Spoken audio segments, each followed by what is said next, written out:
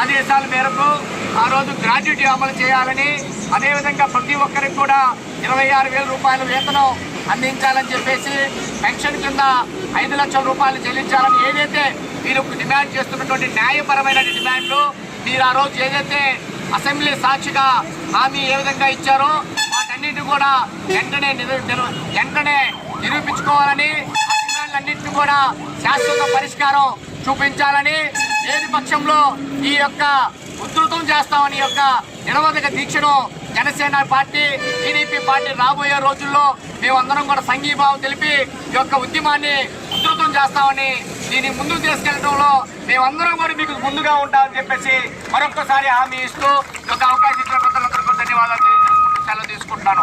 జై జనసేన, జై హింద్. ఉన్న పరిస్థితుల్లో ఈ అంగన్వాడీ కేంద్రాల్లో 50 నుంచి 100 మంది దాకా పిల్లల్ని వాళ్ళ సొంత పిల్లల్లాగా చూసుకొని వారి యొక్క ఆలనా పాలన కానీ చదువు కానీ చూసుకుంటున్నటువంటి అంగన్వాడీలకి కనీస వేతనం కూడా ఇవ్వనటువంటి యొక్క వైసీపీ ప్రభుత్వం యొక్క తీరు చాలా బాధాకరం.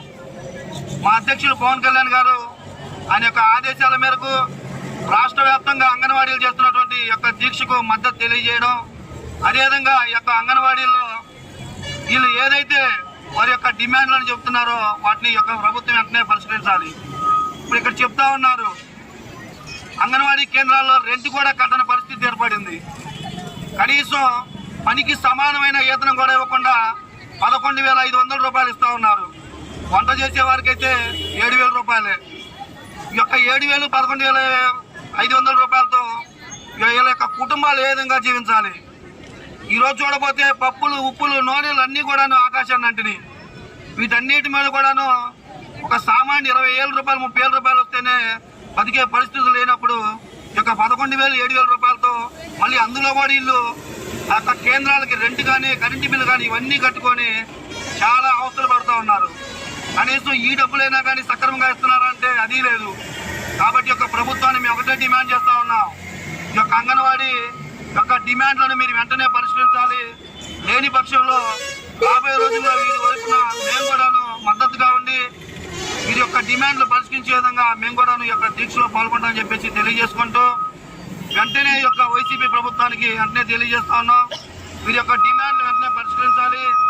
అదేవిధంగా వీరికి అలయన్స్ కూడాను ఒక ఉద్యోగ విరమణ చేసిన తర్వాత ఏదైతే పెన్షన్ ఇస్తారో జీతంలో సగభాగం కూడా వీళ్ళకి అందజేయాలి.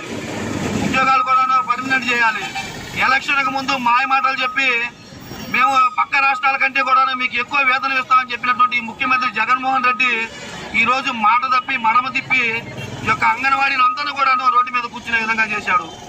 రాబోయే రోజుల్లో జనసేన, తెలుగుదేశం ఉమ్మడి ప్రభుత్వంలో ఈ యొక్క అంగన్వాడీలకు పనికి సమాన వేతనాన్ని కల్పించే విధంగా ఈ యొక్క జనసేన అధ్యక్షులు పవన్ కళ్యాణ్ గారు కానీ, చంద్రబాబు నాయుడు కానీ